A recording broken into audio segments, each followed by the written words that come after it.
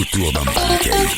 Autour d'un pancake. Bonjour à tous et bonne année 2025. Chaque jeudi, je vous invite à découvrir une personnalité, qu'elle soit connue ou non, pour vous faire découvrir son univers. Dans ce 4e épisode de Autour d'un pancake, c'est Amandine Ballet qui est avec nous. Amandine, elle travaille pour l'association Patouche, une association suisse qui s'engage contre toutes les formes de violence impliquant les enfants ou les adolescents. Elle est psychomotricienne et elle se charge du contenu de prévention au sein de l'association. Vous pourrez trouver tous les documents dont nous allons parler sur le site patouche.ch que vous trouvez en lien dans la description du podcast. Autour d'un pancake. Parce que c'est bien plus sympa qu'autour d'un brocoli. Bonjour Amandine. Bonjour.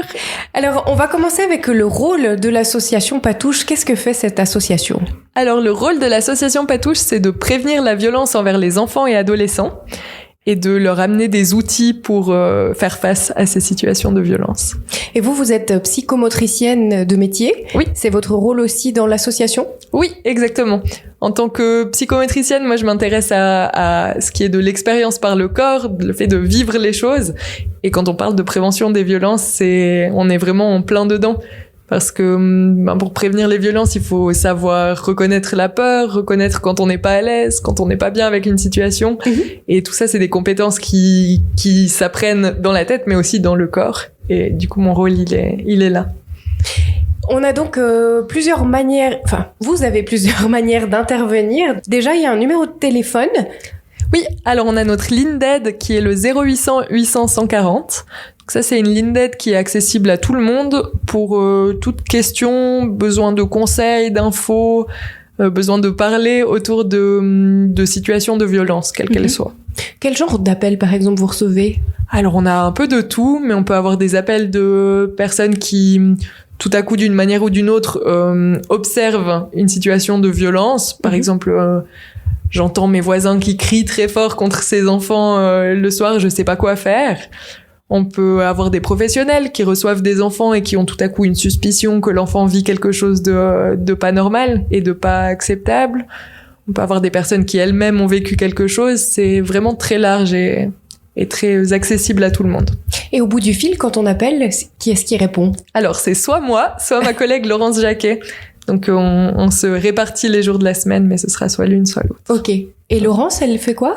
Alors, Laurence, elle est formée dans l'éducation, la pédagogie, et puis elle est responsable du soutien à la parentalité, dont on parlera sûrement plus tard. Oui. Pour l'association. Donc, on peut en parler maintenant d'ailleurs, le soutien à la parentalité. C'est une autre manière que vous avez d'intervenir. Donc là, vous aidez les familles. Voilà, c'est ça. D'ailleurs, c'est soutien à la parentalité, mais on soutient les familles. Et c'est les parents qui s'adressent à nous quand il y a des questions dans l'éducation des enfants. On s'est rendu compte qu'une des grandes manières de prévenir la violence envers les enfants, c'était de soutenir les parents avant que ce soit trop compliqué. Ok. Et donc c'est ça qu'on propose. C'est les parents quand ils sont un peu dépassés dans l'éducation des enfants, ils peuvent venir vers nous pour demander du soutien, des conseils, ou juste des fois de l'écoute et de pouvoir déposer un peu ce qui est compliqué. C'est vrai qu'un enfant, il arrive sans mode d'emploi. Et puis chaque enfant est différent. On peut aussi avoir une fratrie plutôt grande, je sais pas, de 3, 4 ou 5 enfants. Et chaque enfant a sa propre personnalité, son propre caractère. Donc ça sera jamais la même manière de l'éduquer non plus. C'est ça, et être parent, c'est un métier, hein. C'est des compétences énormes, mais c'est un métier qu'on n'apprend jamais et qu'on apprend toujours sur le tas. Donc c'est évident qu'à un moment, on peut être dépassé et que ça peut être compliqué de faire face à certains défis de l'éducation et de la parentalité. Et donc c'est vraiment l'idée d'offrir un soutien et d'offrir un espace pour les parents qui en auraient besoin. Mais vous offrez aussi un espace à l'enfant qui en aurait besoin ? Oui, alors on commence toujours par rencontrer les parents, mais parfois il y a des enfants qui ont eux-mêmes besoin d'être soutenus, eux-mêmes besoin d'aide pour renforcer leur estime d'eux-mêmes, pour savoir faire face à des situations de violence qu'ils vivent dans leur propre vie. Et on peut les accueillir aussi. Le soutien à l'enfance, c'est un peu notre ADN, hein. C'est ça qu'on fait depuis le début aussi, de s'adresser directement aux enfants et de leur apporter directement des outils. Donc bien sûr, si c'est nécessaire, on est disponible pour ça aussi. Donc ils peuvent s'adresser à vous aussi, même s'ils viennent sans leurs parents, parce que le problème serait les parents, par exemple. Alors, ça peut arriver, souvent ils arrivent par le soutien à la parentalité. Donc souvent les parents qui viennent là sont conscients de certaines choses et viennent chercher de l'aide.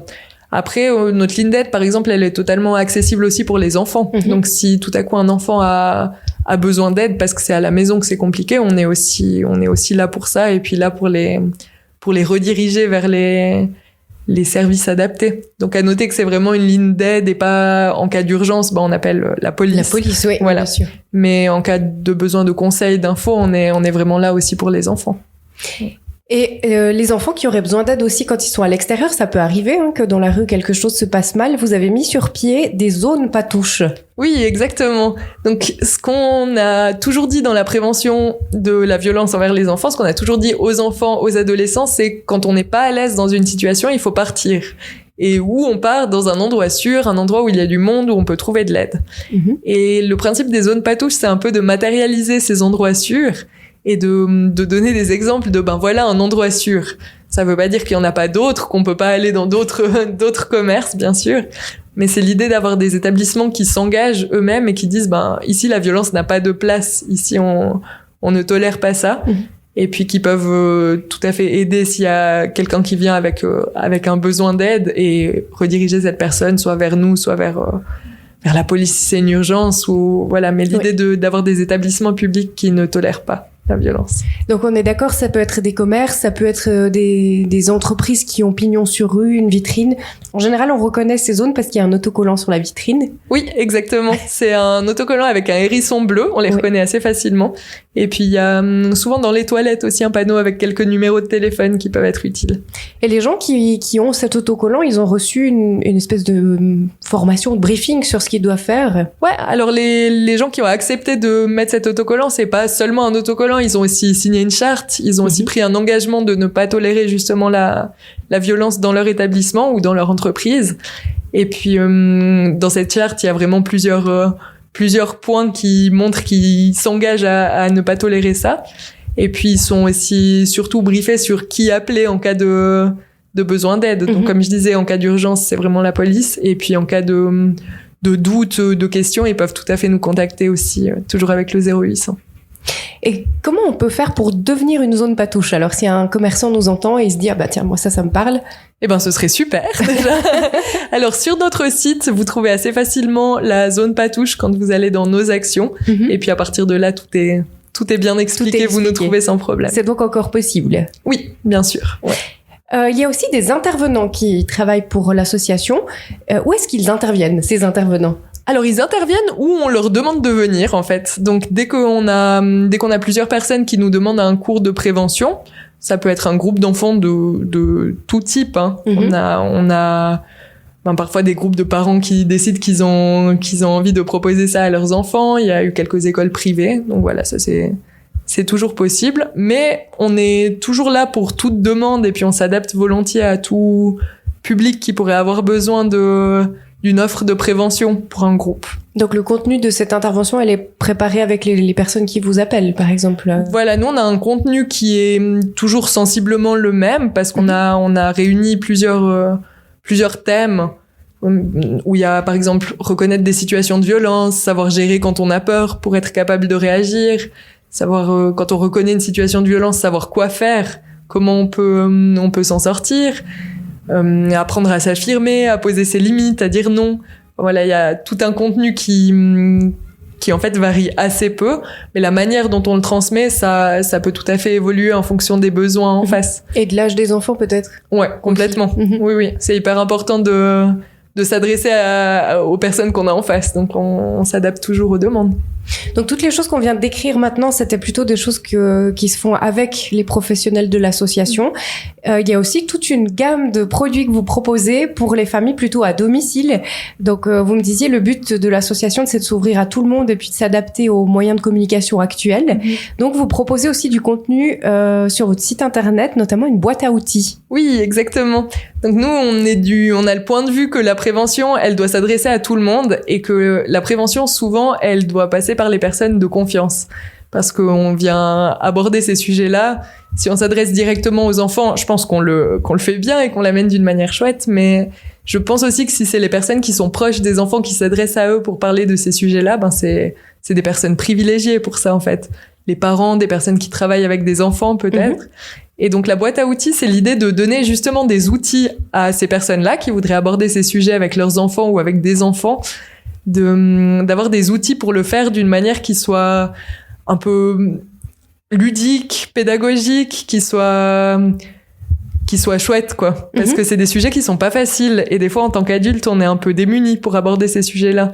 On n'est pas forcément à l'aise. Des fois, pour soi-même, ça vient rappeler des choses ou c'est pas forcément agréable d'en parler. Oui. Et là, l'idée, c'était de proposer une manière un peu sympa et fun d'aborder ces sujets avec les enfants. Donc, c'est des sujets sérieux, mais abordés de manière ludique. Et comme sujet, par exemple, il y a la confiance en soi, qui est un sujet important pour les enfants, enfin, pour tout le monde, finalement. Ça pourrait presque s'adresser aux adultes aussi, votre boîte à outils. Oui, c'est presque j'aurais tendance à dire c'est presque un effet secondaire de la boîte à outils.